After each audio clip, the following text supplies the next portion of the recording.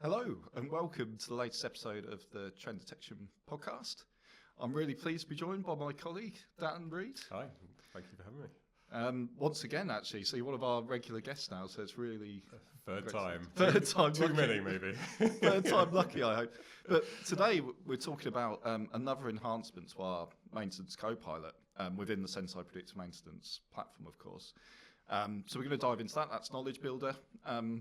And yeah, we're going to go into that today. But I guess first of all, Dan, let's sort of zoom out, I guess, because we wanted to look at sort of the context to all this, why we've developed it. And we'll talk about the actual functionality.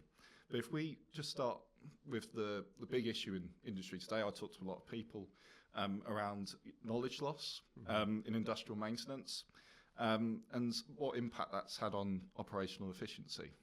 Yeah, so it's certainly, we talk to customers a lot, and obviously a lot of what we talk around is predictive maintenance and downtime and related topics. But the other major topic which gets brought up is knowledge and capturing it and surfacing it.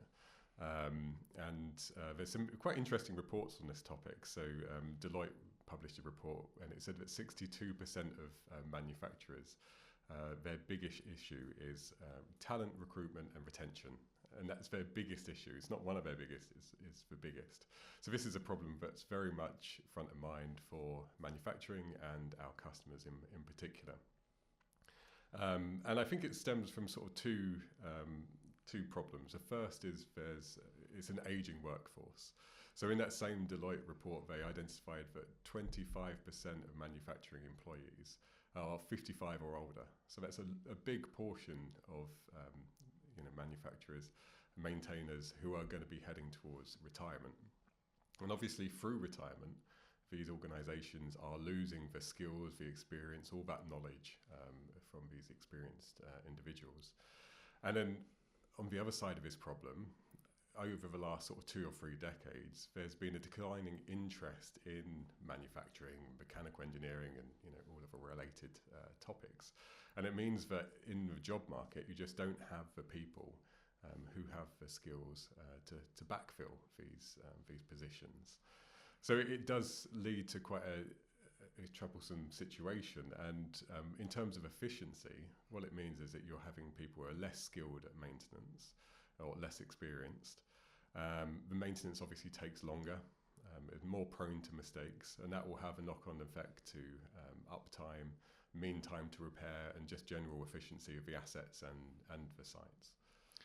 And I guess because even when I sort of started within the Sensei team, the talk was a lot about unplanned downtime. That used to be the focus, and it's still a very important metric. But what we're saying is this is sort of shifted, I guess, in the past maybe 1, 2, 3 years towards, this is becoming a real issue now. Yes, yeah, very much so. So, it's downtime and it's still an issue, and making sure that you're doing precise maintenance is still an issue.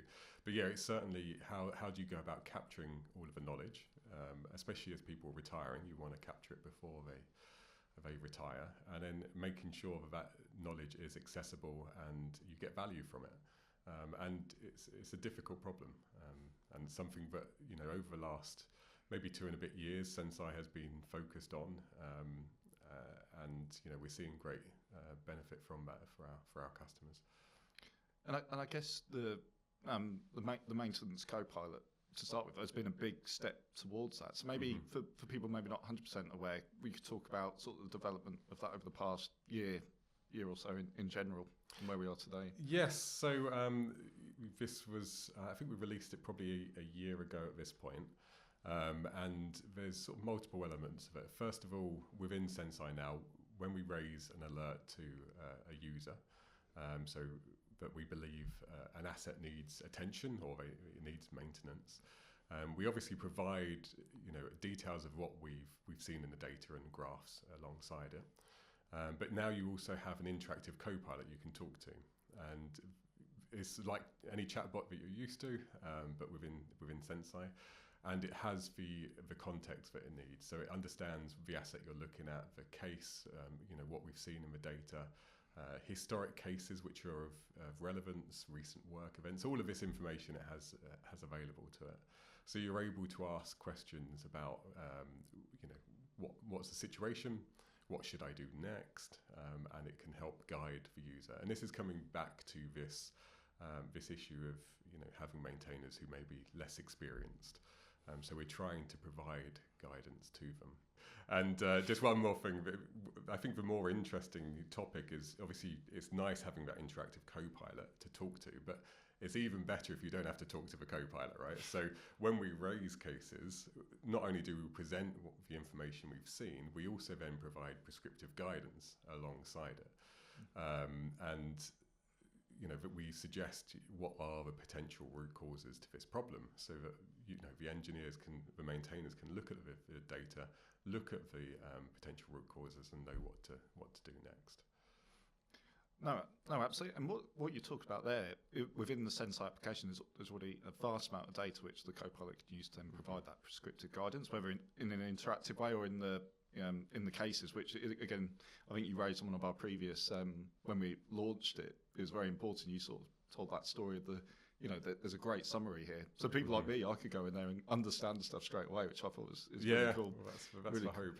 Exactly, really cool functionality. But all that knowledge within the app is one thing, but and back, I guess, to our first question, and we talked about the knowledge that's actually being lost due to retirement. So there's knowledge within the app, but there's also all this other knowledge that's leaving the organisation. So what type of knowledge is sort of leaving with retirement and people changing industries, etc.? Yeah, a lot, unfortunately. So I think this is, the individuals who are retiring have been in the industry for decades. They've built up loads of knowledge through that time. And especially that generation, actually, people's tenure at their current employers are normally longer than what we might have in our generation. So you might be talking that they've actually had decades of experience in that factory, right? Working with them assets, working with the processes, and they know it inside out, really in depth, and you are losing all of that. And it's almost to the level where you get that intuition, when something is breaking, these individuals will know what the likely root cause will be. They will know how to fix it efficiently. They'll know how to stop it in future. So it's all of that knowledge that will be lost. And it's often called sort of tribal knowledge within organizations. It's that internal knowledge which builds up over years, which is just hard-earned hands-on experience, which is very hard to capture and to replace. Yeah, and I guess that point as well. So I guess it also restricts collaboration as well on that side of things. So it's actually a barrier to collaboration, because again, if people don't have the knowledge, then how are they supposed to share that across their organisation? But I guess there's other barriers too to collaboration that we could raise as well. Yes, certainly. So it might be worth sort of talking through the types of knowledge we're dealing with. So on one side, you've got a certain type of knowledge which is documented, it's explicit, and these are things, generally you have sort of manuals for your assets. So say you buy a Siemens drive, you'll get a manual with that. And that will talk you through the maintenance you're supposed to be doing. It will have troubleshooting and all of this information, the components. So that's one form of very explicit knowledge within an organisation. But there's much more local knowledge as well, which is typically documented. So most organisations will have standard operating procedures, which are essentially like step-by-step guides. When X happens, you do ABC. And this is local to the organisation, normally local to a particular factory, sometimes even more local to like a line in some situations. But most manufacturers will have this information available. And I think the difficulty is more the accessibility of it. So say when you're trying to fix something, you're trying to do some maintenance, you're probably under time pressure, especially if it's like a reactive situation. Are people going to be able to find them documents in the first place? And even if they do find a document, some of these documents are hundreds of pages, right? They're very intense.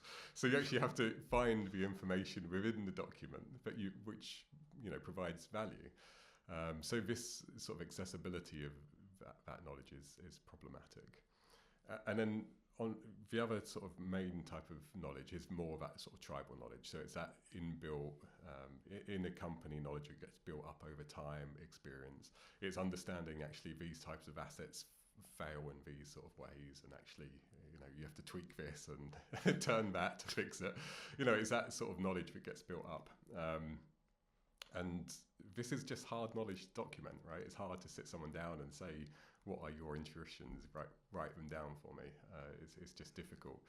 I think the closest manufacturers have are sort of maintenance systems. So these are databases where you log the work and maintenance which happens on an asset over time. So you do build up a history of what's happened to that asset. And that's incredibly useful. The issues with maintenance systems is, firstly, they're notorious for not being very high quality.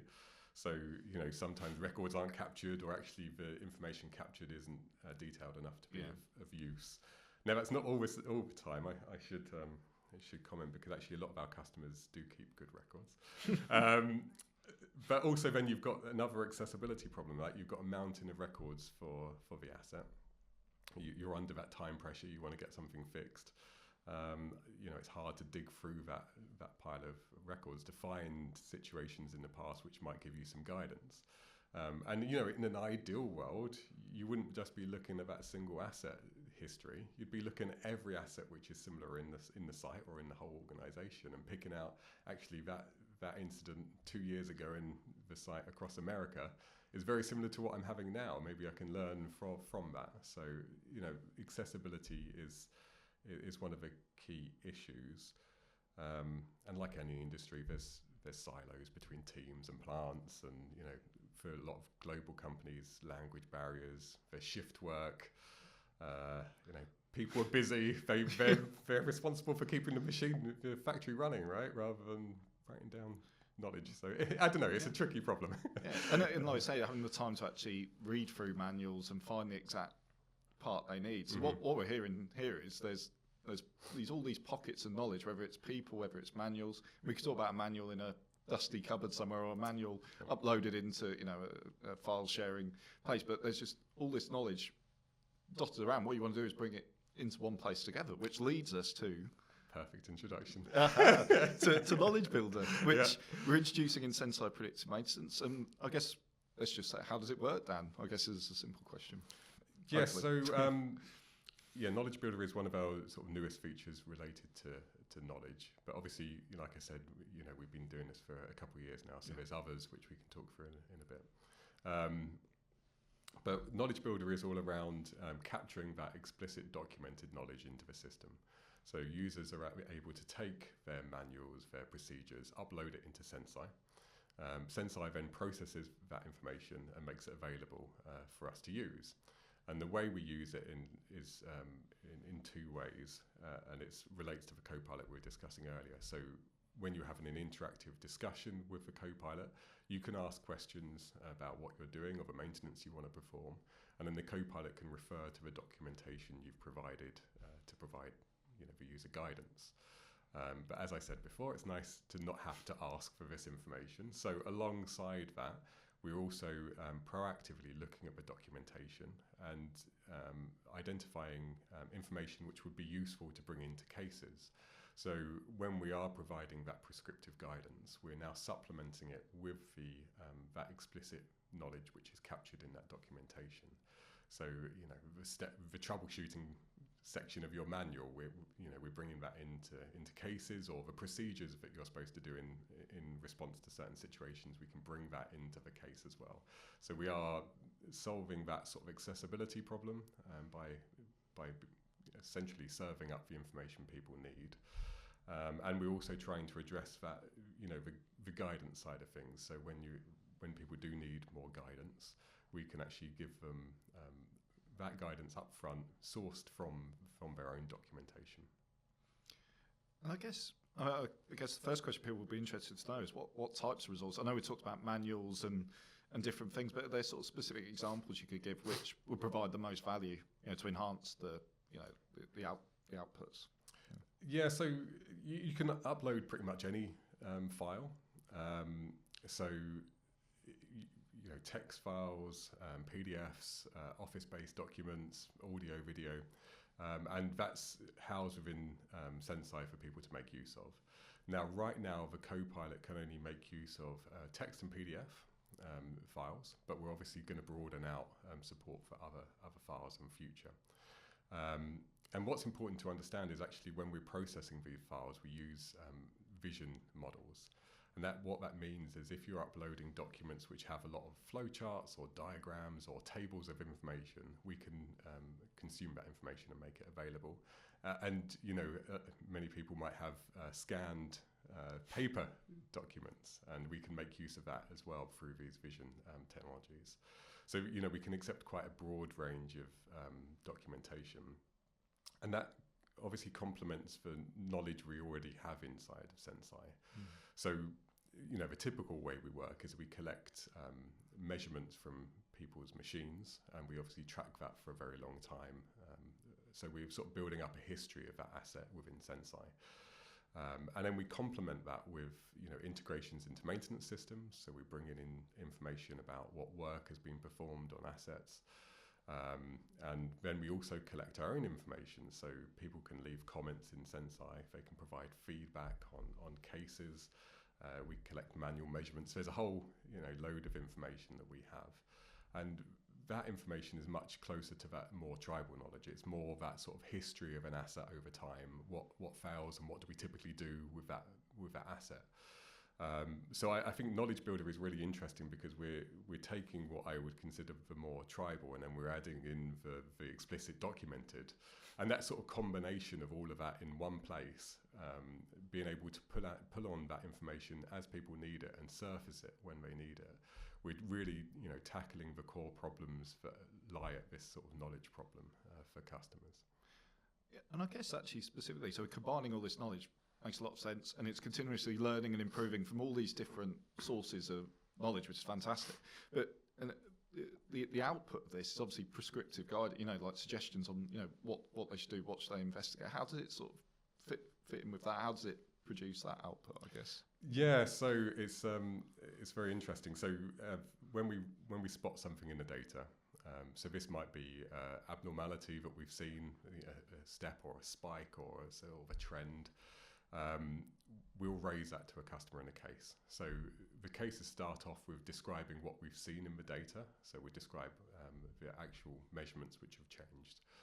And then we take them patterns we've seen. We'll look back in the asset's history, but not only the asset in question, it's any asset which is similar across the organization. So that might be across sites if you've got very good sort of uniformity of assets.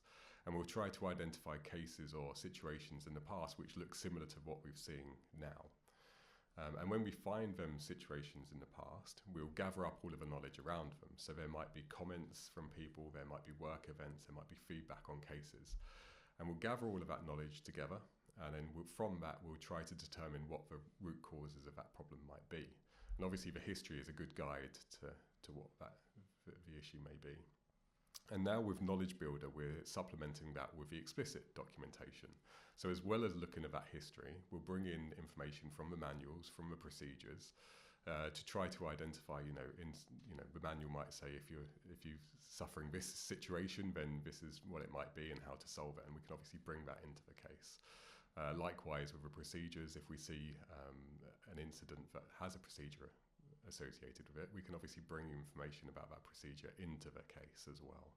So I think it's incredibly powerful, and as I'm sure most of the listeners know, AI can make mistakes, right? And hallucinations are a thing. So what we've tried to do is to be very try to build trust in the system, I suppose. And so when we are referencing historic events, we'll provide links to them events so that the user can just click them, see that historic event in the application, make sure that actually what the AI is deducing from that past event makes sense and it matches what you're seeing now. And likewise with the documents, we're providing references not only to the document, to the specific page in that document, because like I say, these things are hundreds of pages in some instances. So users can click on that, see the page in the application, make sure the summary is correct, and it's pulling out the right information. So we're trying to make sure that customers can trust the AI and take meaningful action off of what we're raising in the application. Yeah. So I guess it's one thing seeing guidance on what to do next, but sometime, if they have the time or not, that it's good to have that option to be able to dive into the original source of it and dig in further to the issue. I mean, because they might be asked questions, other colleagues might say, how does that relate to that? What's the detail behind that? And that's that next step. And obviously, of course, the interactive element where you can ask questions is a key part of that as well, where you can get those answers as well. If in the summary it doesn't tell the complete picture in some cases. It's a very good point. So the Copilot is available there, and you can open that up and you can ask onward questions. So if you've got if you want clarification on certain topics, or if you want to have more general advice, it can provide that. But exactly that. So that that interactive session is there if you need it, and then you can also dig into the details of past events or the documentation to help guide the onward actions. And I guess another question as well, because we the day we're recording this, we've done sort of quite a big announcement actually on sort of new capabilities in the app where. Usually we focus on sort of time series data, in order to use this knowledge functionality, but we're sort of taking a slightly different approach, or we've got a new approach to that. So maybe you could sort of elaborate on where we're heading in that direction. Yes, that's right. So in the past we have focused on predictive maintenance, and that's been reliant somewhat on their measurements and time series data. But we appreciate that actually this knowledge problem, it's a hard problem and people are looking for solutions. So we're keen to have that, Sensei support that need without requiring people to, get data, to get time series into the cloud and all that connectivity problem. So we're working on allowing users to use Sensei just for the knowledge part of this equation. So roughly how that works is a user would start using Sensei. They'll define the sort of the rough asset types they're working with. So they've got robots or conveyor belts or whatever. And then for each one of them, they'd upload the documentation they have available. In an ideal world, maybe they'd also upload their maintenance records to give a bit more context. And then you'll have the Copilot there to be able to talk to. So if you're in a certain situation, you're doing a certain type of maintenance, you're able to ask the Copilot to pull out the information which is relevant. So it's really addressing that accessibility issue. So going forward, time series won't be a requirement. But as I've described, I think there is huge benefit to centralizing knowledge into a system like Sensei, because you're combining that explicit and the sort of more history information of these assets, and you'll get much better results from that. But it can be very much a progression. You can start with the knowledge side, then if you're seeing benefit, then you can start adding in time series, unlocking the predictive maintenance side of things, and the greater context for the knowledge features. Yeah, and that's exactly it. I mean, being involved in the press release, and if you've anyone out there who might have read the press release will see these things about pathway to predictive maintenance and things like that. And that's the vision. That really if you want to start at scale, fantastic. The full Sensei capabilities, but we're actually recognising that there are people or organisations that want to start slightly earlier and build up to that, build up the knowledge, and then add. Because the way I see it actually is sort of you're adding sort of layers of data as you go, and we talked about this different sources of knowledge, and the more you build up, the more you can build towards that predictive maintenance at scale when you're ready to do so. Yeah, that's right. It's very much layers, right? So as well, if you think about sort of maintenance strategies, the documentation side is very much reactive and planned maintenance, and then you can sort of add data on and get more towards the predictive end of that sort of maintenance strategy journey. So very much a pathway. That's good press release. Good marketing. Good marketing. Yeah. Marketing terms is my fault. But if I come to the next question, we talked about not having time series data and all this sort of data, but data security is obviously a big concern when we start talking about Gen AI, and immediately alarm bells ring. And we did talk about this and address this on previous. We talked about the maintenance Copilot launch and stuff. But it might be worth, Dan, if we just sort of talk about that again. How we ensure that sort of security. It's obviously a very important point. Yeah, it's always been an important point, obviously, for our customers. Yeah. We're obviously handling a lot of important data. The knowledge is no different to that. So obviously it's encrypted at rest and in transit, and we obviously make sure that it doesn't go anywhere it shouldn't, either to our customers or anywhere else. I think the particular problem, concerns with generative AI is that you take your organization's knowledge, which is obviously incredibly valuable, you upload it into some of these language models, and then your cloud providers or the AI providers take that knowledge, build it into future models, and then it's exposed to the public. Or I suppose the other concern is that you provide the knowledge to Sensei, we build it into models and then expose it to other customers of Sensei. And I can say both of these things don't happen, you'll be pleased to know. So, the information is provided to the language model to answer the questions which are asked of it, and then it's forgotten. So there's no training of the textual information within Sensei. We do work with cloud and AI providers, obviously, but they are not allowed to use that data to train future models. So it doesn't go elsewhere. So it's all safe. So it's all segregated. And it's learning. So it's your own sort of knowledge. What we're saying is your own knowledge repository, and that's what it's learning from. Only your knowledge, the knowledge you put in there, is what it learns. That's from. it. So, yeah, very much so. So you can think of it as each customer has their own knowledge repository that is being used by the language model. It doesn't go to other customers or to providers other than to provide the language models they're supposed to be providing. We do have a certain element of knowledge we build into it, which is the sort of baseline, but obviously that complements the knowledge that customers provide. Absolutely. I'm sure I'll be asking you that question again. Yes. As we continue to iterate on the Copilot functionality. It's an important point, and obviously there's, and rightly so, there's lots of concern around it. So it's a good thing to iterate on. Yeah. We'll continue to do that. We might do an episode on it. Yeah. That might be a bit dry. Maybe. But I guess, of course, we want to look at the future. This is fantastic development. If we take a step back and look, you and your team or teams of working on this and where we've come from in a year, it's just flown by, and there's so much more to come. But I guess in terms of that knowledge sharing element, what do you see where that's sort of going to shift in the next few years? Yeah, it's always dangerous making predictions nowadays, especially. Don't hold us to us, guys. But I think it's very much, there's some threads in this conversation which I think is the key bits, right? Accessibility keeps coming up, and I think that's how you solve this knowledge problem. There's one thing capturing it, but you need to unlock the value of it, which means accessing it when you need it. So I can see very much that developing, and in the ideal world, you'd be on the maintainers would be on the shop floor. They might want their hands free. So you could imagine it, this knowledge coming to the shop floor, and I suppose it's going back to this, co-pilot or wingman concept. You literally want an AI there beside you, providing the knowledge as you need it, right? So you could imagine much more natural language interfaces and the like coming. The other topic we touched on is around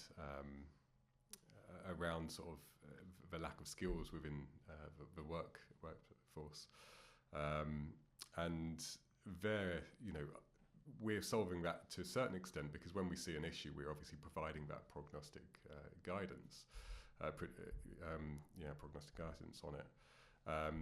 But ideally, you'd probably want to be providing that knowledge and training before them situations happen. So you could imagine that actually you take all of the knowledge which Sensei has, and producing sort of documentation, so you could actually produce procedures based on what we've seen in the past, or training programs, and you start, Siemens has lots of VR training and the like, so you could start seeing these things combined.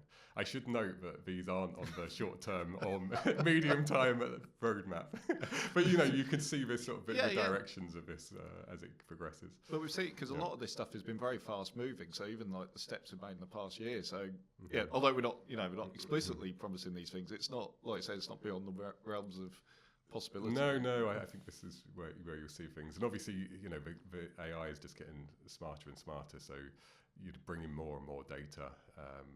Some of our customers actually sort of record videos of experienced maintainers working on machines, and it'd be great if you could actually sort of take that information and understand it and then surface it when these situations occur. And you can imagine situations like that. You just extend the knowledge which is captured, and the ability to surface it just when it's needed.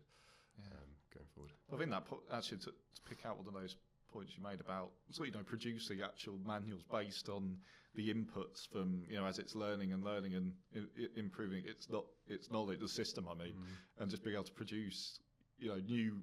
It's almost like new manuals for people to use. I think that's just so powerful. That'd be amazing. Yeah, and it really helps because when you're, like I say, there's not much. They're struggling with this sort of skills gap in the market.